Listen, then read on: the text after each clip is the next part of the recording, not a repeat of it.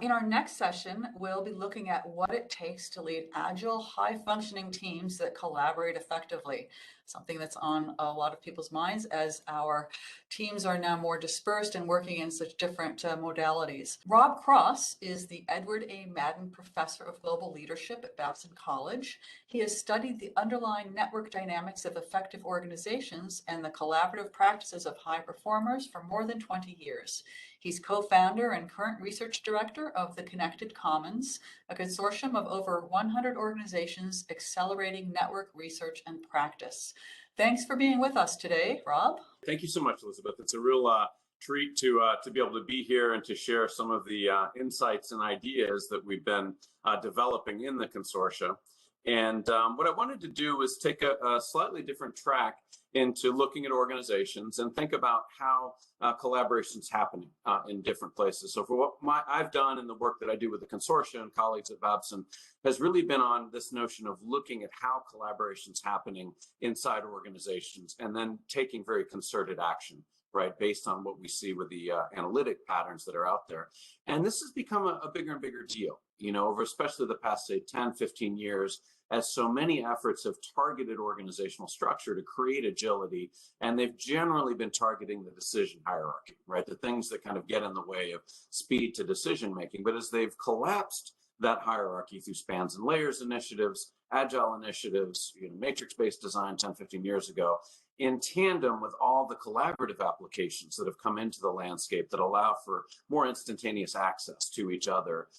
What they have traded in some regard is a different kind of challenge as the collaborative intensity of work has exploded and created all sorts of other inefficiencies to some degree in how work is happening. And so our work has really been geared to say, if you could see these patterns of interactivity, right, understand who's turning to whom for information to get work done, it starts to open up different lenses on where you might exert effort in these more hyper-connected times to get to more agile ways of working, right, out there. And so for us, there's different ways we can get the analytics. I don't want to get us bogged down into that with a short amount of time we have, but you compare kind of just a very, small formal structure against an informal network where we're looking at who turns to whom for information to get work done. And obviously it's much more sophisticated. If we're looking at groups, usually we're in groups of at least 10, 15, 20,000 or larger for large scale organizational changes or transitions to agile structure. But if you just compare these as simple representations, what you start to see is, universally across all this work over the decades, is about 3 to 5% of the people tend to account for 20 to 35% of the value-added collaborations. And you really today care about two people in that mix. One are the people that are dramatically overwhelmed. These shifts in how we're working have created pinch points around people that are slowing work down and affecting kind of their own ability to get work done and be innovative. And two is the fact that quite often the existing talent systems miss these people. So of course, there's never one Mitchell. When I'm looking at these groups, there's always, if it's a group into the thousands, it can be hundreds and hundreds, if not thousands of them. But what we tend to see is that when we compare my list of who the key collaborative enablers are in the organization against the company's list of who's in their top talent lists, there's only about a 50% overlap, right? Because we don't have metrics that are particularly good at seeing, in a lot of ways, the collaborative contribution of people. So especially as we move into 2022 and the Great Resignation's predicted, you really care about both those people, right? Because they're the ones that are more likely to leave or not to want to come back to return to office in certain ways. And you end up not just with that Mitchell walking out the door, the person, the human capital, but the way they're enabling others to get work done. So at one level, you care about that. At a second, we're very focused on understanding not just how do you get people engaged in an organization today, but how do you slingshot them into productive positions in these networks. And typically what we've been able to see is it takes people about 3 to 5 years to come in and replicate the connectivity of a high performer. Doesn't mean they're not talking to people, right? It just means they haven't built the set of bridging relationships, reputational capital, trust that distinguish those people that are able to innovate differently to drive scale in their work. And so a lot of what we've done in the consortia is to see, gosh, there's about 10% of the population that manages to do this, not in 3 to 5 years, but in about 9 to 12 months. And really understanding, okay, how do we speed that agility? Right, and that ability to come into these groups and be more productive. And it's very counterintuitive. It's very different than conventional models that have been more based on looking at entry from a process of getting into the structure in certain ways. And then third, and of course, you care about these peripheral people because you probably got about 18 months of them that haven't met them, their colleagues, right, in the same way as you've conventionally looked at. And so the consortium members are always focused on how do we feed in the kinds of connections, how do we use the analytics to see, not just over the first 90 days, but over the first 9 months, here's the sets of connections that need to happen and facilitate that.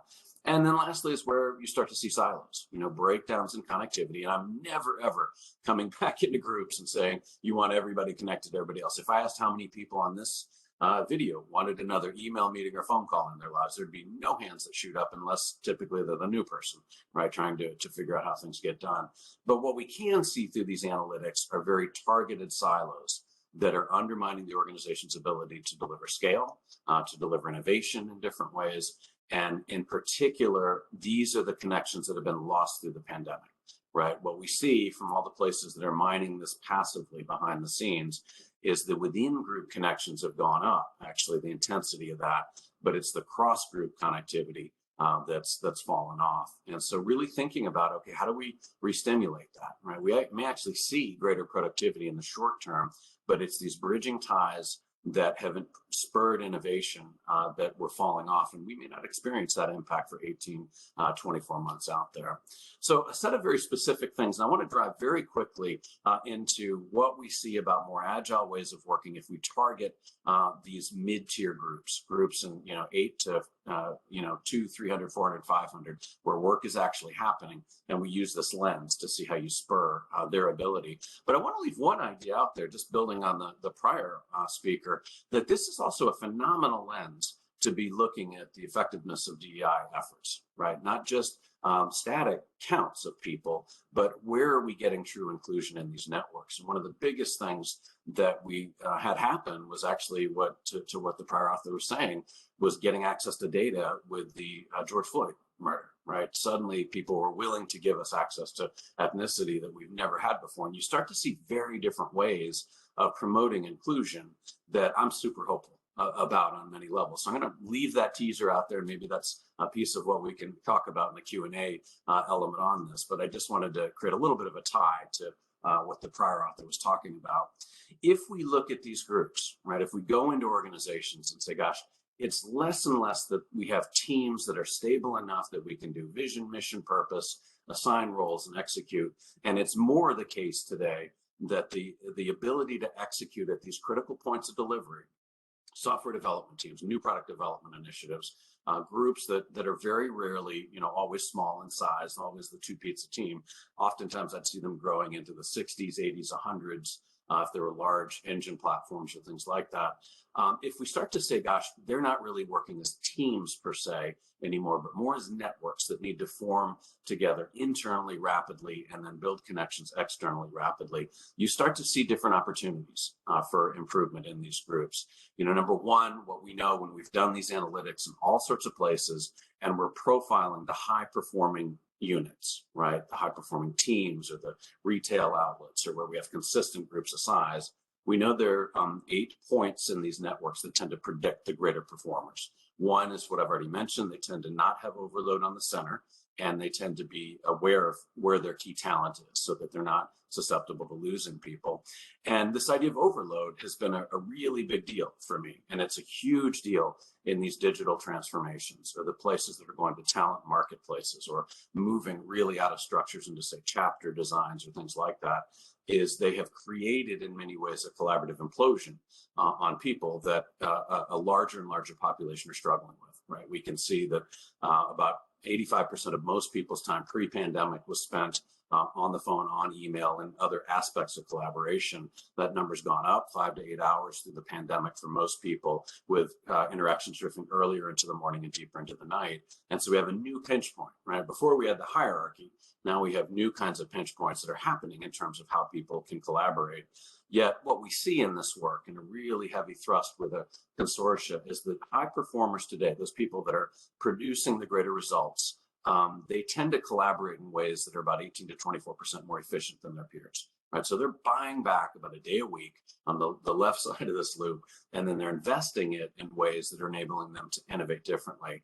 And so we've spent a huge amount of effort saying, okay, what are these people doing that are collaborating uniquely? They're not running more Zoom meetings, right? That's the thing that's killed us, is these shorter meetings and jamming more into an already busy day. They're collaborating in actually fundamentally different ways. That is a model that we're starting to see built into different ways of working. So you get the idea, right? We can actually see and understand, where's this overload happening in these networks, and visibly slowing things down, driving attrition in totally different ways. And then you can start to target that and say, okay, this 3, 5, 6% of the population, we can do things that help shift those demands, help adapt the behaviors that are creating it. And we can do the same thing on the fringe, right? We know there's certain things that happen over the first 9 months that dramatically speed people's entry into these more productive positions and networks, decreases the likelihood that they leave, makes them more productive more quickly, and it's counterintuitive. It's not happening, for example, in the first 90 days. It's actually happening in very targeted ways over the first 9 months, and some different behaviors about what these people are doing that embed into the networks and get pulled in. Third, we see silos, and very specifically the points in these networks that are precluding scale efficiencies and undermining innovation. And when you see that, it starts to become a different activity to take the well-connected people on either side and say, how do we structure work just a little bit differently? Right? Not how do we have a big meeting or town hall forum, but how do we just take the well-connected people and find ways to get them engaged? And then fourth, we see that the external connectivity of these successful leaders turns out to be far more time spent in the practices that lead these teams into managing the ecosystems. So, obviously we can use the analytics, and we have in the consortia, to see what's happening and being really precise when people say we need, one firm leadership, right, in the organization, what that means. Like, what are these leaders actually doing to promote the collaboration that's generating that, versus just throwing kind of tangential things at it. And we can turn them into very specific behaviors, right? You can apply this list of 8 to your team and sit down and say, not am I going to go do all these things, but maybe there's 2 or 3 that I haven't been thinking about in terms of how we're collaborating. And we know these are huge predictors, right, of greater success of the teams or the entities. 7 of the 8, when we've done this across organizations, actually predict market return in terms of organizations that start to institutionalize this. And they're very actionable, right? It's just taking a different lens into it and saying, not that we need vision, mission, purpose, not that that's not a good thing, but rather this is a different lens, and coming in and saying, okay, I need to make some slight tweaks in terms of, over delayering the center, pulling in the fringe, doing things that bridge certain silos. And so the cool thing about this, the work that Sloan was so awesome in publishing, was looking at not the positive drivers of performance, but actually what are the patterns that these groups fall into when they underperform, right? And there tend to be 6 of these derailers that we can see. And it evolves around, number 1, this hub and spoke, where there's too much of a focus on not just one leader. Sometimes it's groups of experts, sometimes it's roles, sometimes it's leaders. But you find that the hub and spoke is really great for short intervals, short spurts. But if you keep it and persist it over time, you start to lose innovation from the spokes. You start to lose engagement, right, and have higher attrition rates around them. 2 is where we see disenfranchised, where there's certain clusters in these groups that are well aligned and engaged, but they're marginalizing others in very different ways. Sometimes it's some remote work, sometimes it's new capabilities that have been brought in that just haven't fit in. 3rd is where we see just pure overwhelm and the volume of interactions that the teams have to engage in.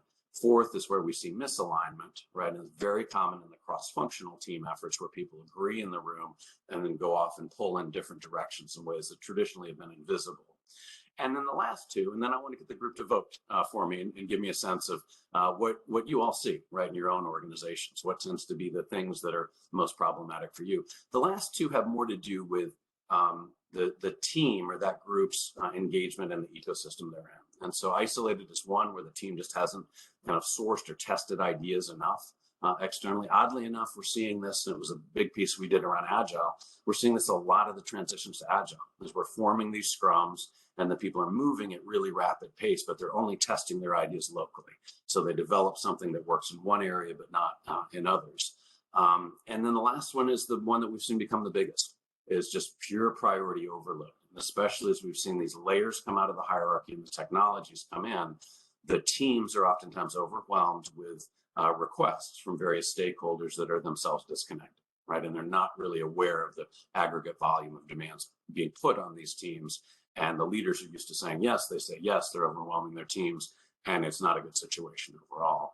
So what I want to end on is just maybe take one moment here and ask if we might open a poll and just say, if you think about your organization, what's the one that's killing you? What one or two of these are driving you crazy? All right. So why don't we call it then? And I'm in hopes that people can share the poll back out for everybody to be able to see, or you may be able to see my screen. But what you see here, right, is a listing from top to bottom. The priority overload is the clear winner in this case. And this has been the intriguing thing to me as we look at our analytics. That's what we're seeing as well. And it comes down to very often lack of analytics and understanding of the demands that are being placed on these teams. What's interesting to me, though, is there are very interesting ways that the teams themselves, the more successful leaders and how we've studied them, you find that they learn different defense mechanisms against this. So one of my favorite was a very, fiery person that she was telling me, I don't take any ask until I plot it on this impact to effort grid, right? And so a leader comes to me and they say, we need to do this thing. And I plot it out on this impact effort grid. And if it's not high impact, low effort, or certainly if it is like low effort, high, low impact, high effort, we're not going to do it. We're going to talk about it. And she said, the funny thing is, like, you do that once or twice with the leaders, and then they stop asking you for crazy stuff, right? Because they know this question is going to come. Or other forums where people actually get their stakeholders in the same point in time, space, right? Often virtual now. And they'll say, gosh, these stakeholders, you've asked me for these, X amount of things, this stakeholder, this amount of things, this stakeholder, this amount of things, put them on Post-it notes or flip cards, draw a line as to where your team's capability is, and then put it back to the stakeholders and say, how do we solve this, right? And just creating a clearinghouse. And you often find many, many times that simple discussion and pushing it back has the effect of engaging those people in conversations that start to take the demand off. So I am out of time, and I want to make sure that we preserve space here for any questions that may have come up. But what I wanted to emphasize, as we look at this, is teaming is happening very different today. We're very quick to throw conventional models that worked, some time ago. What we're seeing more and more, especially as we try to transition to these agile structures, is that looking at how delivery is occurring through these networks is really, really critical, right? Because you start to see different points of opportunity to improve team effectiveness in a very, very different way. So with that, I will say thank you for the time and turn it, Elizabeth, to you, if that's okay. You had mentioned, of course, and we just saw in the poll results as well, that the biggest and most rapidly increasing dysfunction is priority overload. And you've also pointed to one of the causes, and that it's people adapting too many collaborative tools or digital architectures without really understanding the collaborative footprint of the work. So how can managers gain a better understanding of the footprint, and how can they do a better job of adopting tools and not being overly driven by them? Right. Great question. Right. So for me, I'm using the network analytics, and I didn't have much chance to kind of go into the richness of these things, but the ability to see what is the actual collaborative footprint of the ask and understand that. And what I find is, as soon as leaders see that, they're like, holy cow, we had no idea what we were doing with this three-dimensional matrix. It sounds great. But that's been lost. And it's a really, really big deal. I just finished 600 interviews for this book. And you get into people's lives very deeply in a way, in that you don't get other senses when it's abstract and I'm just overwhelmed. But it is the nature of the role. Like task A can look identical to task B, or role A and role B if we're doing org design. But if task A requires coordination with 3 or 4 people that are all in the same unit, totally different beast than task B if it requires coordination with 5 people, 2 across time zones, 2 leaders that don't like each other, and 1 area you've got to convince to cooperate with you, right? There's weeks of difference just in that small effort there that right now is completely invisible. And it's crazy to me, because we have all the financial metrics to track an expense receipt down to 2 decimal places, yet we have very little idea of what's happening. And that's the thing that I believe will shift. I believe, like many evolutions of how work is happening, you see the metrics tail behind a little bit. And I think we're going to get there over 5 or 10 years, but it's a big, big deal right now. Right. Okay. Got another question from the audience here. What are some best practices for getting new hires into these networks and creating robust connections virtually versus in person, where they may have more opportunistic encounters? Yeah, great question. So one of the things we looked at in these work, and this has been a whole program going on for close to a decade in the consortia, is you could see again these people that were really slingshotting into networks very quickly, and so we interviewed the heck out of them. And you started with 100 women, 100 men, and what you find is that behaviorally it's different today. So on entry, we can see in the first month that there's 5 kinds of connections that tend to distinguish those people that get connected quickly. There's also a way of engaging that's different, right? And so typically you're told when you come into an organization, go build your brand and do something individually, put points on the board, whatever the term is. And we're finding that's not the right answer, right? People, even if they sit down and ask you, what have you done? Tell me about yourself. We find the fast movers, the people that get connected quickly, they don't take the bait. They'll actually turn that question back and say, I will in a minute, but tell me about your priorities or your pain points or whatever.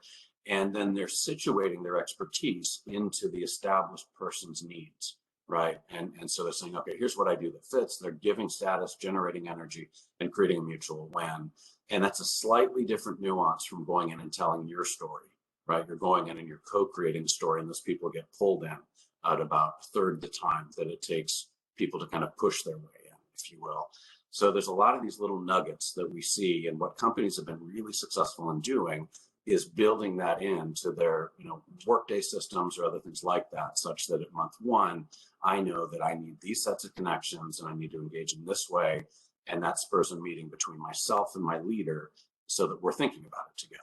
Right. We see the same thing, just building on the last talk, same exact thing is really promising to me about diversity, equity, and inclusion, right? And actually thinking about that too, in a unique way of kind of creating pull, where you're not putting the burden on somebody, you're actually altering the dynamics of the connections and creating connections in a way that really brings people in. So super excited, as you can tell, about kind of that work and where it's going. Right. Now, there's a question from a member of the audience who is obviously, I think, impressed by the power of organizational network analysis that you do, which always makes people quite question, how can we do that? But in particular, the question is, what are best practices on collecting this type of data, measuring and analyzing in an organization without relying on surveillance? Right. Sort of becoming, so that's our surveillance culture. Yeah, that's another hour discussion right there. But Right. So two thoughts. One is I would definitely point people to my website at robcross.org. There's a ton of free resources out there that we make available to everybody through the consortia, and there'll be some materials that go into that. I think at the heart of it, people always talk about, do we do survey-based approaches or do we do passive analytics? And at the heart of it, they each have really good strengths. I've been on 3, discussions today with people that are using the passive analytics on email or calendaring data or things like that to develop algorithms of overload and to start to see where are people getting in trouble because of these invisible pressures coming on them, or to see are we engaging people in the way we want, like in these new hires. Have we brought them in a way that they're getting kind of connected in a way that's going to decrease the odds of attrition? So there's tremendous strengths to that in those analytics. There's also huge strengths in the survey-based approach and very, very rapid tools that have been built on that as well to understand the quality of the connection, right? So the volume of revenue produced are things that's also worth, right? But that it kind of depends on the use at the heart of it as to which approach is better. Right. Okay. And let's see if we can make this a quick one. We've got about 1 minute left, but it's a good question because I had it too. As we saw that the overwhelmed and priority overload were sort of two and one. How do you distinguish between those patterns?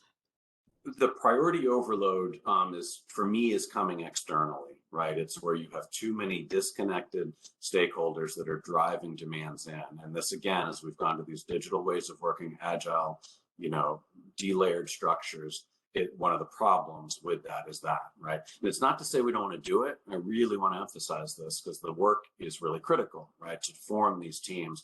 But it's that we need different clearinghouses for how the work kind of moves in an organization. And we need these different understandings of the footprint. The overwhelmed is more internally driven, right? And it's driven by leaders a lot of times that they mistakenly think it's, we didn't over inclusion, right? We need a Zoom meeting for everything. And, we're going to involve everybody, right? They're not thinking about what's the pattern of connectivity I need here to be successful. And so that's typically more the driver there. Right. Okay. Well, and that is all we have time for. So thank you so much for being with us today. Always great to hear from you. And we're privileged to have published a lot of your work. So I encourage my audience privilege. members who find it interesting to go and look for Rob Cross's work on our website as well. So thanks so much. Thank you so much. Have a great day. Bye.